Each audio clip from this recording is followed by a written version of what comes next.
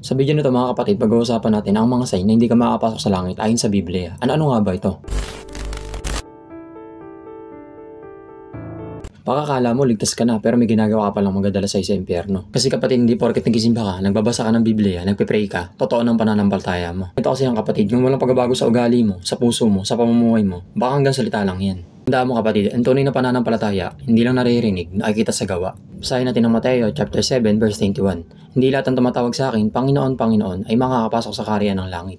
Kung hindi, ang gumaganap lang ng kalooban ng aking Ama na nasa langit. Ganito kasi yun mga kapatid, hindi sapat na kilala mo lang ang Panginoon Diyos sa bibig lang. Kailangan may pakita ito sa pamamagitan ng gawa at pagsunod sa kalooban. Mga kapatid, ito naman ang pangalawang sign na hindi ka makakapasok sa langit.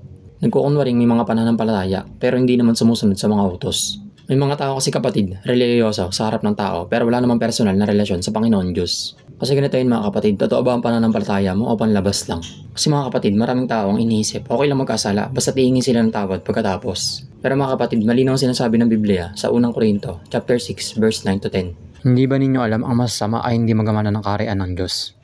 Ganito yun mga kapatid, kung alam mo ng mali pero patuloy mo pa rin ginagawa, hindi ka tunay na nagsisisi. Kasi mga kapatid, ang pagsisisi ay hindi lang paghingi ng tawad, kundi pagbabagong buhay. Kasi mga kapatid, may mga tao talaga sinasadya nila magkasala kasi sa isip-isip nila papatawarin naman sila ng Panginoong Diyos. Hindi lang yun mga kapatid, walang pagsisisi kahit paulit-ulit na sa parehong kasalanan. Ngayon kapatid, tatanungin kita, may kasalanan ka bang paulit-ulit mong ginagawa na parang okay lang?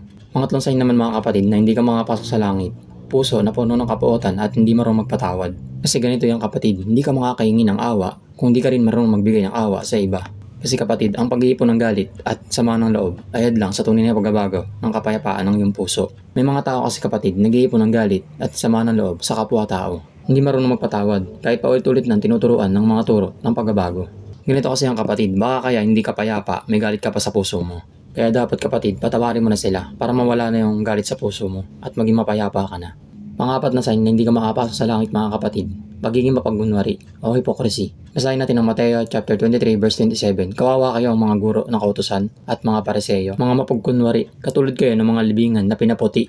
Maganda sa labas, ngunit sa loob ay puno ng buto ng patay at karumihan. Kasi mga kapatid, hindi mahalaga ang reliyoso ka sa labas, kung ang tunay mong puso ay puno ng pagkukunwari. Kasi mga kapatid, may mga mababait na tao sa harap ng tao, pero may masamang intensyon pag walang nakakakita. Kasi mga kapatid, nagpapanggap ng mga banal, ngunit hindi talaga namumuhay ayon sa mga turo. Tanongin kita kapatid, sino ka ba?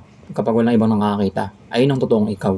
Ngayon alam mo na ang apat na mga sign na hindi makakapasok sa kaharian ng langit. Ngayon, tanongin mo ang sarili mo, nasa iba ka sa mga ito? Kung oo, hindi pa uling lahat. Lumapit ka sa Panginoong Diyos at magsisi at magbagong buhay ngayon din. At dito ko natatapusin tong video na ito mga kapatid. Maraming salamat po at God bless you all.